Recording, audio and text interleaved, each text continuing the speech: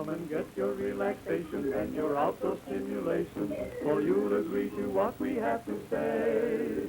When the umpire shouts, play ball, it's the greatest thrill of all. So come out to Braves Field and watch the Boston Braves play. Bring the wife and kiddies too, like most other fellows do, for there's lots of room and comfort yet to read.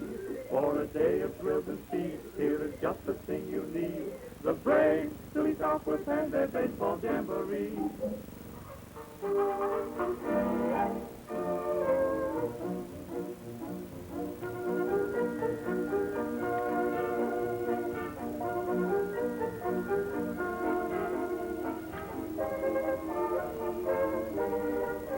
This is Jim Britt bringing you the story of the Braves family direct from the Wigwam in Boston. It's a tale told in color and sound of a New England organization which encompasses in its ever-expanding fold a farm team in distant California, fans and followers in every state in this nation, plus a healthy number of GIs in far-off lands.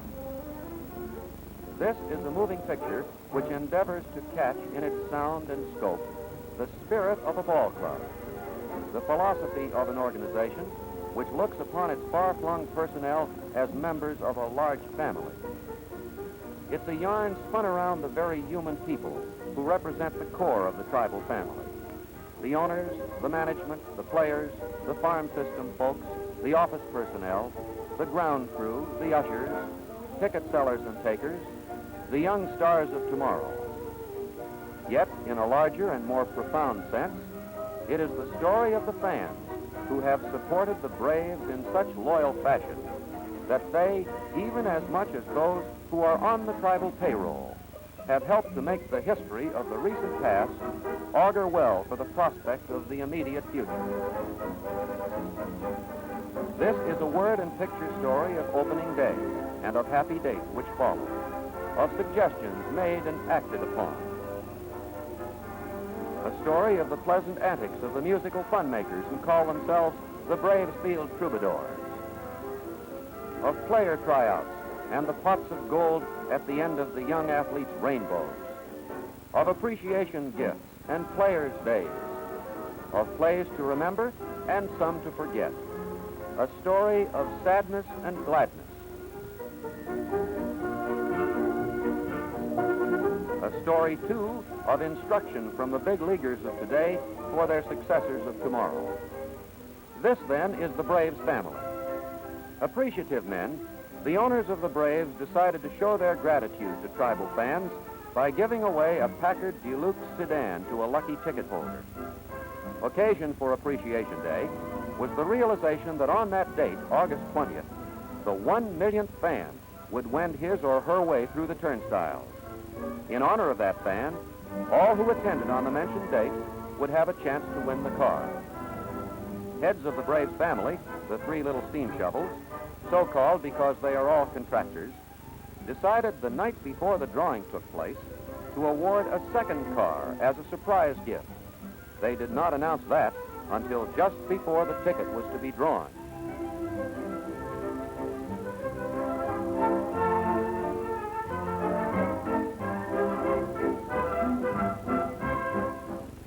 On behalf of his associates, Guido Rugo and Joe Maney, President Lou Perini thanked the fans for their patronage. He introduced top lady fan Lolly Hopkins, who picked the winning number. Ticket manager B.J. Romeo identified the first stub as a pavilion seat, the second as a grandstand reserve seat. John Ragucci, an unemployed GI from Everett, Massachusetts, won the Packard. Winner of the surprise award, a deluxe four-door Ford sedan, was A&P store manager John Howell, also of Everett. It was a dreary, cold, wet day, but you couldn't prove it by the lucky Johns of Everett, Ragucci, and Howell. Since the owners had shown their appreciation to the fans, the Sons of Italy felt that turnabout was fair play, and at season's end, they gave beautiful desk sets to the steam shovels for their unselfish efforts to give Boston a pennant winner. Here, President Perini expresses his appreciation to the Sons of Italy for their thoughtfulness. Vice President Guido Rugo thanks the donors of the gift. He also thanks the fans for their generous patronage as does Treasurer Joe Maney. The Braves have a table of organization which represents a unity amid diversity. Head man is youthful, experienced John Quinn, general manager. Under his ultimate direction come all department heads through whom the policies of the organization are channeled. Familiar with the intricacies of baseball rules and regulations, Miss Rainhild Stenberg mails out the player contracts, handles the extensive correspondence of the tribe's general manager. Major League Baseball, with its complex farm system setup, has a large payroll. Auditor Frank Leary hands Mr. Quinn a book in which the general manager's signature will appear on hundreds of checks. Traveling secretary for the tribe is longtime Boston favorite George E. Duffy Lewis. He has been with the Braves for more than a decade, rates with the best road secretaries in baseball. The ticket department is headed by capable B.J. Romeo, the middleman in this picture. Romy's year-round aides are youthful Pat Rago and veteran George Campbell. Ticket sellers and takers in large numbers round out the department during the regular home season. A separate drawer is set up to house the tickets for each date on the home schedule. Season and semi-season ticket purchasers are allocated seats on charts just as quickly as their orders are received. The crayon colors signify the various plans under which tickets are sold in advance of the season. On game day or night, each seller receives a tin filled with tickets, change, and a report sheet. Director of Public Relations is Bill Sullivan. His assistants are Charlie Sands and John Malone. Malone is now serving as business manager of the Braves Eau Claire, Wisconsin Farm Club of the Northern League. The Public Relations Department handles publicity and sales promotion, produces a paper called the Bulletin, an annual called the Sketchbook. Charlie Sands and Bill Sullivan discussed the endless stream of requests for Bob Elliott's picture. Since Robert was chosen the most valuable player of the National League, this office has had numerous requests for his photograph.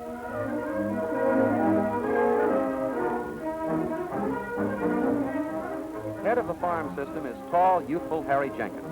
He gets around to the tribe's scattered holdings by piloting his own plane. Aides Doc Hancock and John Mullen assist Harry in lining up names and averages of all players in the system.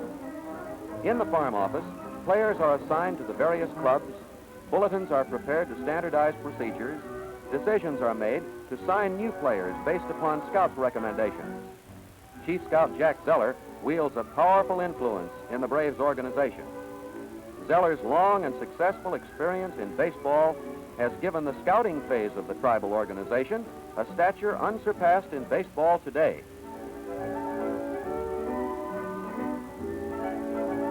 Joe Carnes handles the concessions and the business end of the game with farm clubs owned outright by the Braves. Thousands of incoming and outgoing calls are handled on the Braves switchboard by Mrs. Loretta Trainer. She finds time, too, to help the players obtain living accommodations and to assist in checking the tribal payrolls with the auditing department's Walter Gabala and with the newspaperman's favorite, Night Superintendent Andy Galvin. Superintendent of Grounds is Al Oliver. He works closely with Billy Southworth to keep the field in top playing condition. Oliver supervises the ground crew, ushers, special police, sweepers, and maintenance personnel.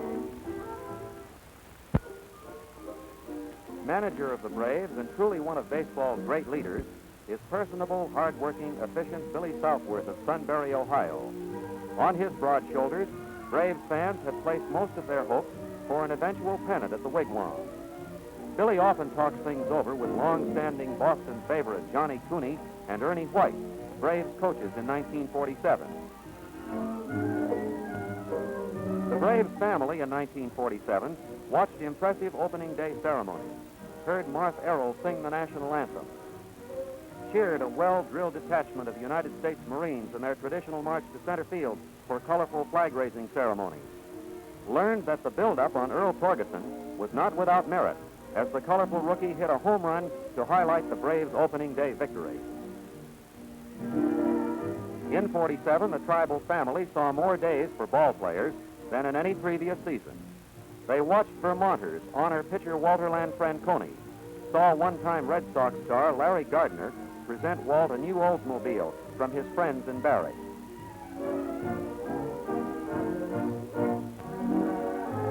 They saw Connecticut fans present gifts to graduates of the Hartford Chiefs now with the Tribe.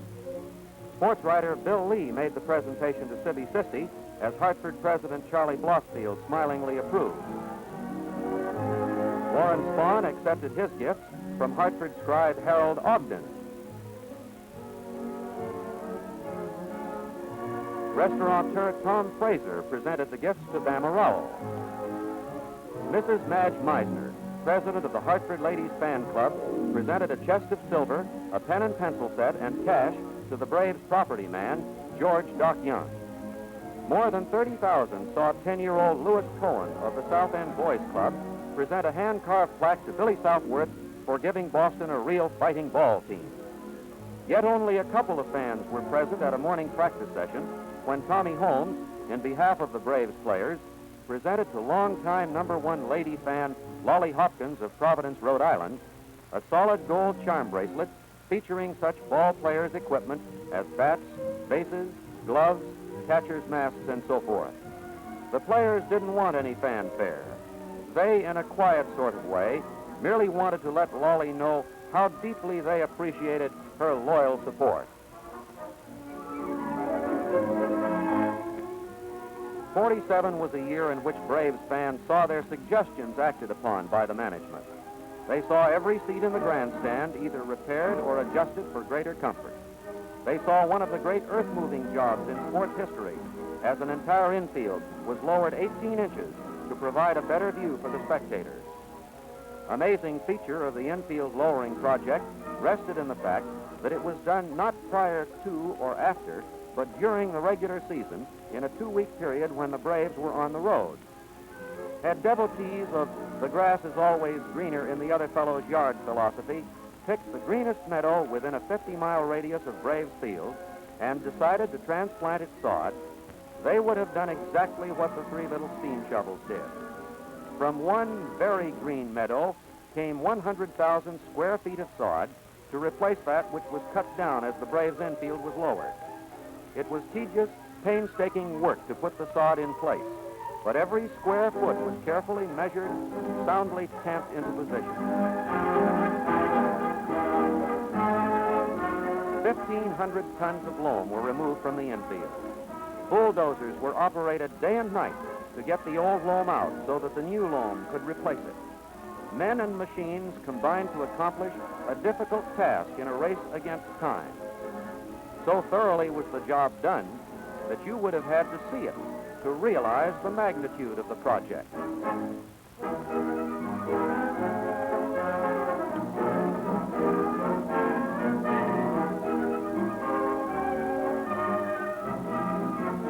'47 was a year of plays to remember, particularly Earl Torgeson's Hal Chase-like throw to third base to nip Jack Lorkey, who tried to go from second to third on an attempted sacrifice.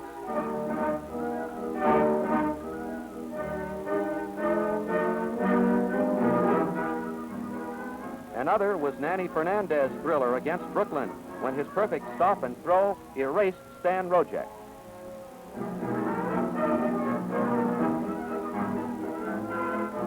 It was a season in which the Braves had the National League's most valuable player for the first time in their history, Bob Elliott of San Diego, California.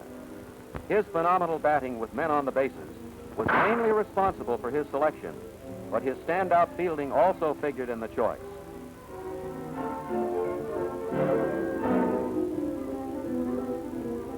Elliott is a great favorite with youngsters.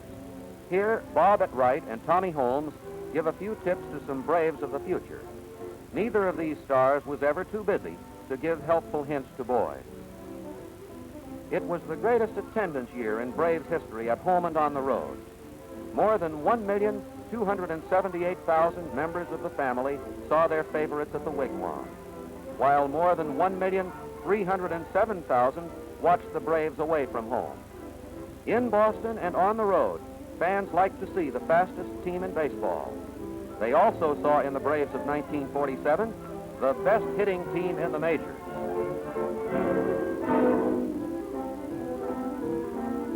Regularly during the season, New England scout Jeff Jones welcomed boys to Braves Field for tryouts. All were looked over carefully. Some were signed to contracts, but scrub team performers, like great prospects, were treated like part of the family. Any boys interested in tryouts should simply drop a note to Jeff Jones, Braves Field, Boston 15, Massachusetts, and he will send all the details to you.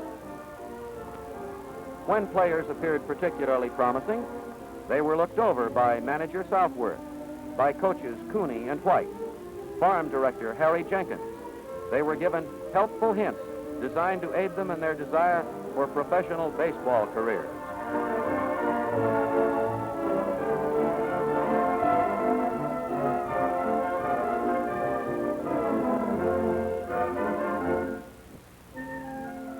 Boston College baseball coach Freddie McGuire, who formerly played for the Braves, Cubs, and Giants, worked with Scout Jones in conducting baseball schools in New England cities and towns, as did Hal Goodnow, Wellesley High School coach.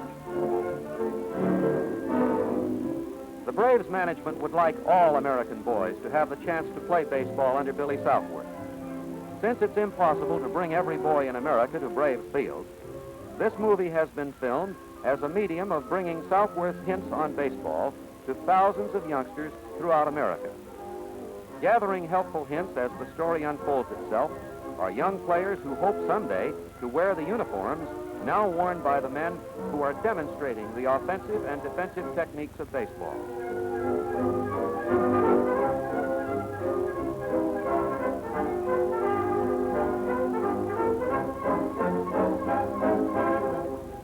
Now, players of today, tomorrow, and yesterday, the Braves present their manager, Billy Southworth, with his instructions on the game with which he has been so successfully connected as a player and a manager for 3 decades. Billy was a sandlot player shortly after the turn of the century, had a distinguished career playing professional baseball from 1912 through 1928. He piloted several minor league clubs before becoming manager of the Cardinals. He won 3 pennants, 2 World Championships with the Cards. In 1946 and 47, his record with the Braves has been outstanding. His aggressive leadership has been mainly responsible for the success of every club with which he has been associated. But in addition to his systematic method of getting the most out of every ball player who comes under his guidance, he has theories on how each position should be played, how a team may be knitted into a unit which will operate at top efficiency. The purpose of this instructional picture is to demonstrate the plays and methods which have proven successful for the Braves.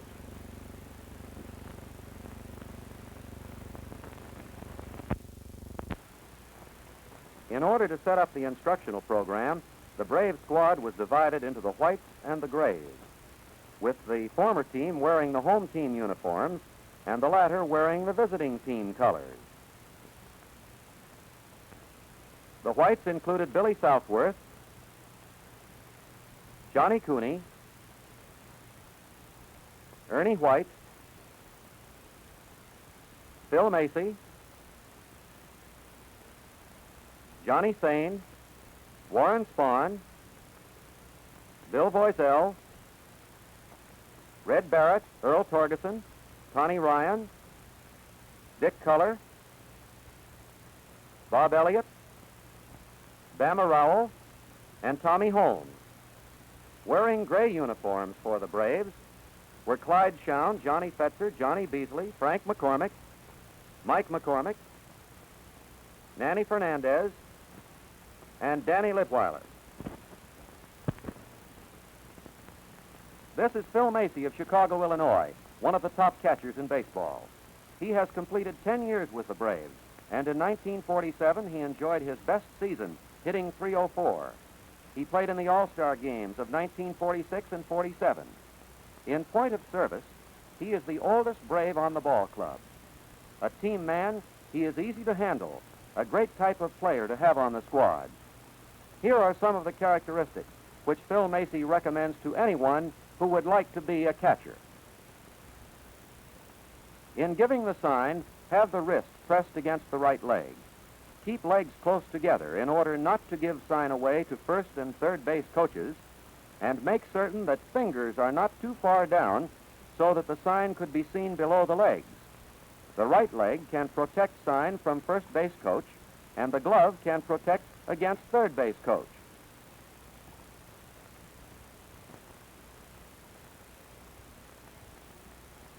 The pitch out should always be out on the right side to a right-hand hitter,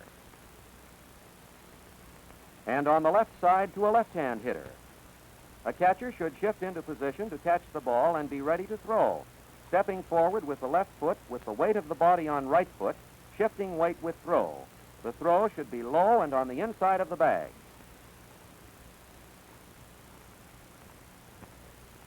Hold the target. You can do this without giving away the type of pitch it will be, since that already has been set up when you gave the sign. Hold your gloved hand and your right hand close together.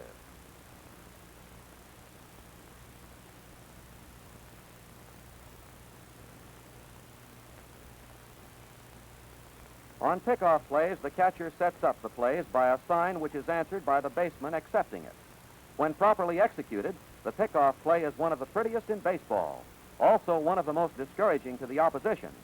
The defensive team must not betray its intentions on a pickoff. Learn to catch foul flies. Have someone hit foul flies to you continually, because like most jobs, you can master the foul fly problem through practice. Throw mask off speedily, but toss it far enough away so that when chasing the ball, you will not step on the mask.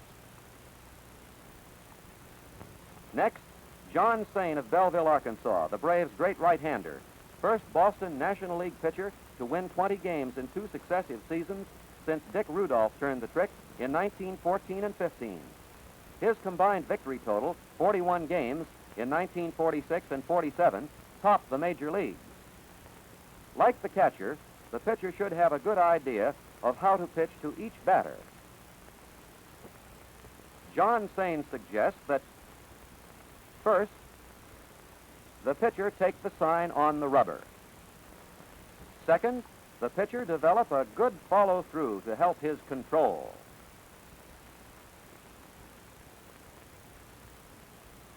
Third, the pitcher should be in a position at the completion of each throw to field his position by breaking in any direction.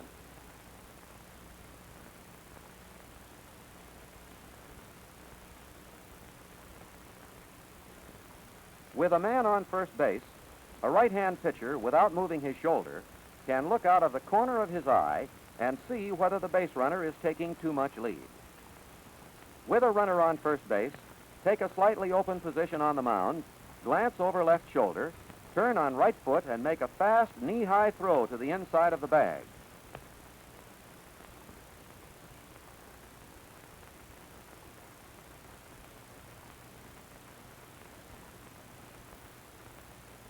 Although the orthodox move for a right-hand pitcher in trying to catch a runner off second base is for the pitcher to whirl 1/2 circle to the left, Sain has found success in a 3/4 turn.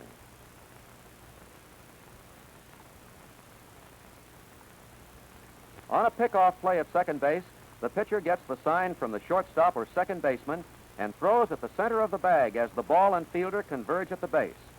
Deception is the keynote of any successful pickoff play, and the deception can always be heightened by first faking the play, then actually going through with it.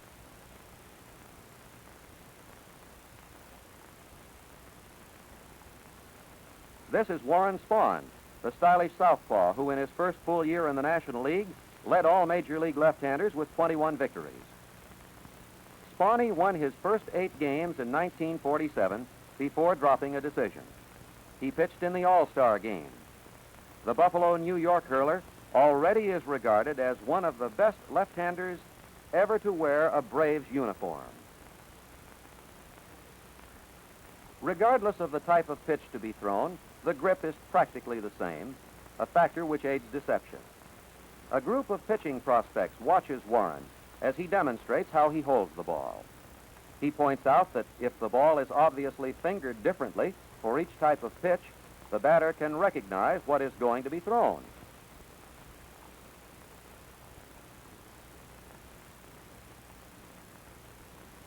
While the grip is the same, the motion and the snap of the wrist differ in accordance with the type of pitch which is being thrown. No matter what is being thrown, it is of the utmost importance to cover up the ball with the glove to prevent the hitter from knowing what is about to be thrown.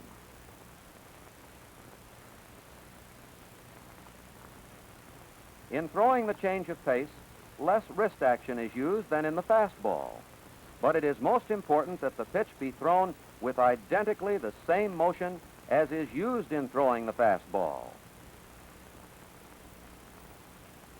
Warren shows how he snaps his wrist in throwing a curved ball.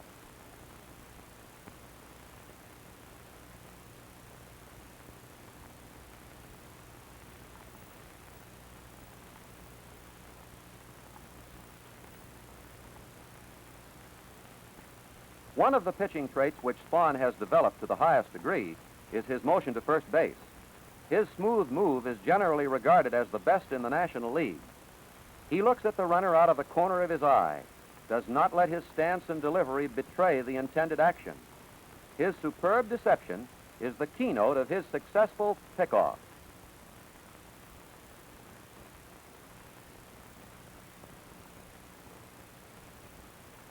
Now for some techniques of first base play, as demonstrated by Earl Torgeson of Snohomish, Washington. Torgie is the most sensational rookie to come up with the Braves in many seasons. Footwork is most important. Stand relaxed with bag between feet, ready to shift to either side according to the throw.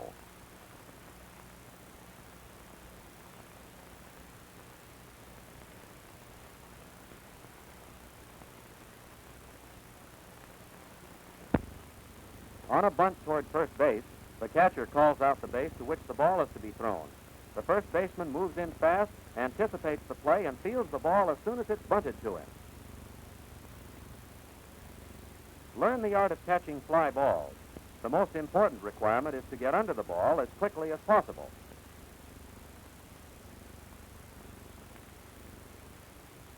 When the ball is hit to the outfield on the right field side of the diamond, the first baseman moves in line with the outfielder and home plate in a position to cut off the throw or let it continue to the catcher. The catcher calls the play. The first baseman listens intently so he can hear the catcher say, "Let it go," or "cut it off." On a cutoff, the catcher calls out the base to which ball should be thrown.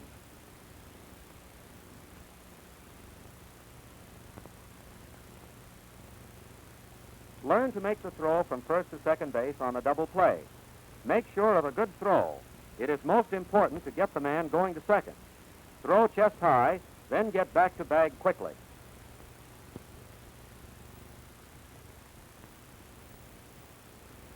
Connie Ryan of New Orleans, Louisiana, enjoyed the best season of his career in 1947. He gives tips on second base play.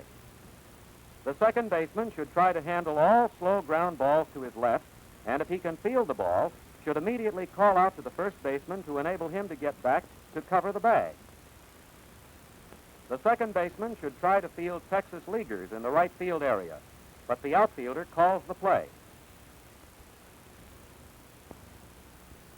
On the steal, the second baseman takes the throw if the batter normally hits to left field, so the shortstop does not have to leave his territory uncovered. On a double play, if the ball is fielded close to the bag, touch second base, then throw to first.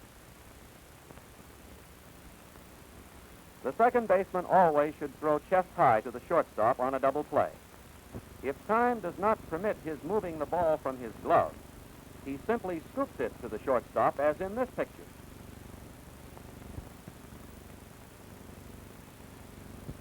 When the second baseman is a considerable distance from the bag, it is best to throw sidearm in starting the double play. Sibby 50 of Buffalo, New York, was injured in mid-season, was out of action for the rest of the year, but assisted in preparing the instructional material for the shortstop position. Dick Culler of High Point, North Carolina, demonstrates theories of shortstop play. The good shortstop should be on his toes, ready to break in any direction. When starting a double play close to the bag, if time does not permit removing ball from glove, scoop it up to second baseman. Always break fast as soon as you see where ball is going. When you have time to make the play without hurrying, throw overhand, since the overhand throw is most accurate for the majority of infielders.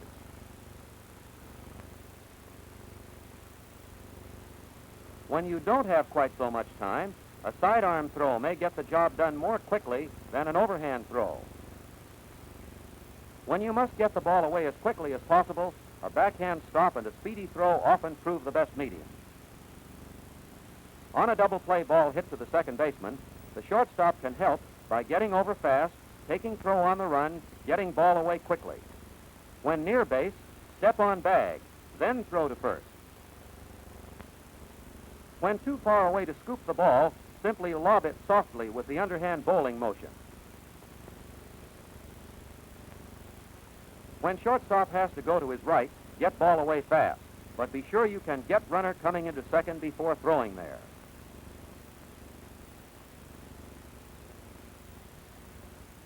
On a ball hit to deep left center, the shortstop acts as the relay man on the throw from the outfield.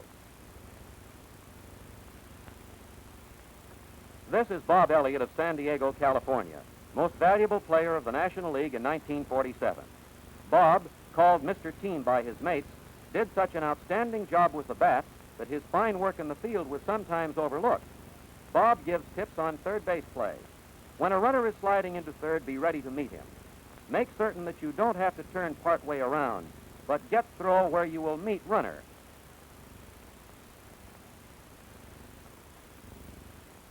Hold ball firmly in glove, clinching it so tightly that it can't be knocked out of your hand by any base runner. The ability to field a bunt is a must for good third basemen. Field ball barehandedly if you don't have time to get both hands on it, but use both hands if time permits. In either case, anticipate the play. Move speedily toward the plate. On the cutoff play, the third baseman moves immediately, after he sees direction of ball, into a position between outfielder making the play and the catcher. The catcher calls out whether the third baseman should cut it off or let it go. When the catcher advises a cutoff, he also names the base to which the ball should be thrown. The round-the-horn double play demands a quick, accurate throw to erase the runner going to second. The throw should be chest high. Get the ball away fast, but be sure the throw is good and accurate. This is Tommy Holmes, longtime Braves favorite. The Brooklyn, New York boy, holder of the National League's consecutive game hitting record, compiled one of the finest fielding marks of the league in 1947. He gives tips on outfield play. In handling a ground ball with no one on base, put knee down to prevent ball from getting by. With man on base, field the ball as an infielder on the throwing side, getting it away as quickly as possible. When necessary to field ball on the run, anticipate the play so you will know just where to throw it. In fielding a fly ball, judge the flight of the ball so as to be in a position after making the catch to throw to the infield in one sweeping motion as you step forward. When you must throw on the run, judge ball accurately before taking a step in any direction. A false move may prove fatal. In the latter stages of the game, with one out or no one out, when tying or winning run is on third base, let ball drop in foul territory if in catching it and throwing, the throw would be late or close. In catching a high fly ball, sprint to get under it. Never jog after it. It is better to be there early than late.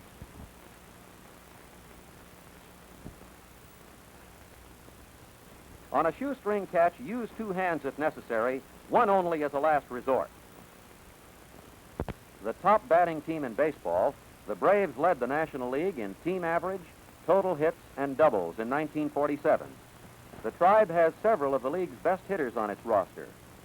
Each batter has his own pet theories, stands varying distances from the plate, depending upon his own judgment. In the sequence which follows, you'll note that several of the Tribe's top hitters differ in the manner in which they swing, as well as in other batting traits. The Braves do not say that their methods are the best. They merely say that they have worked out well.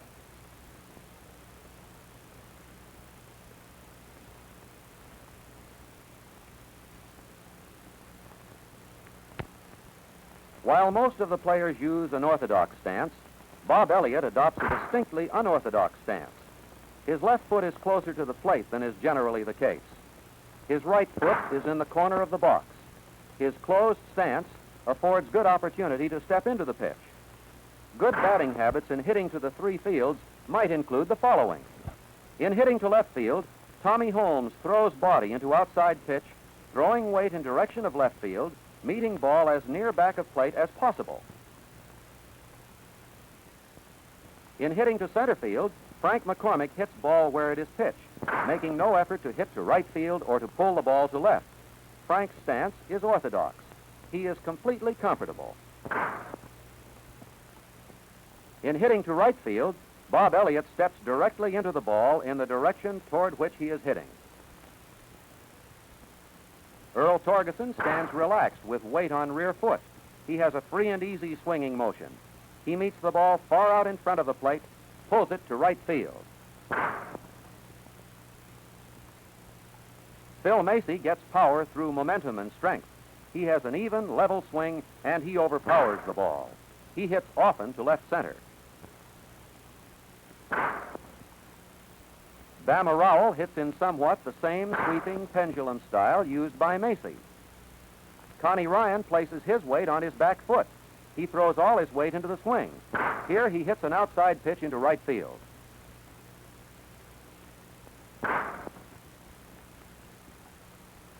Johnny Sain, the top hitting pitcher in baseball, meets the ball where it is pitched. He puts the emphasis on meeting the ball squarely rather than on hitting for distance.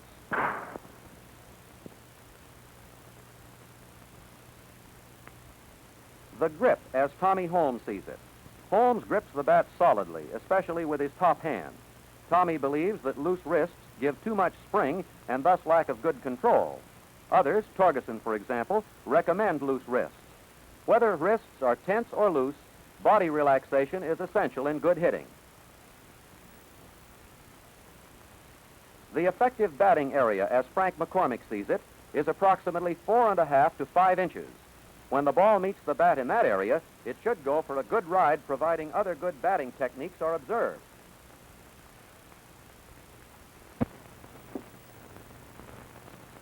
As a parting thought to you young ball players, if you play good heads-up baseball and develop the 4 fundamentals, which are to be able to run, throw, field, and hit, you will help yourself to a baseball career.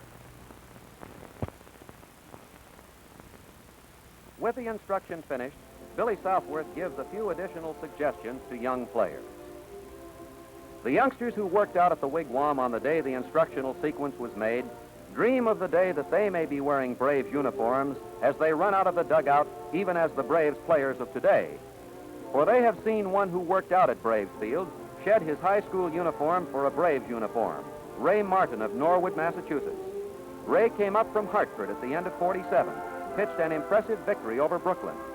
In that win, he showed that a lesson which he had learned as a tryout school youngster at Braves Field stood him in good stead in Major League play as he covered first base to retire Stan Rojek of Brooklyn. Martin's story is an encouraging one, and there are other Ray Martins coming along, some of whom up to now have only been spectators, but who in a few short seasons may be candidates for the Braves. And as the press and radio of tomorrow write and speak about the new stars as well as the old, longtime Braves family man Tommy McCarthy will still be making the writers and the announcers welcome at the wigwam.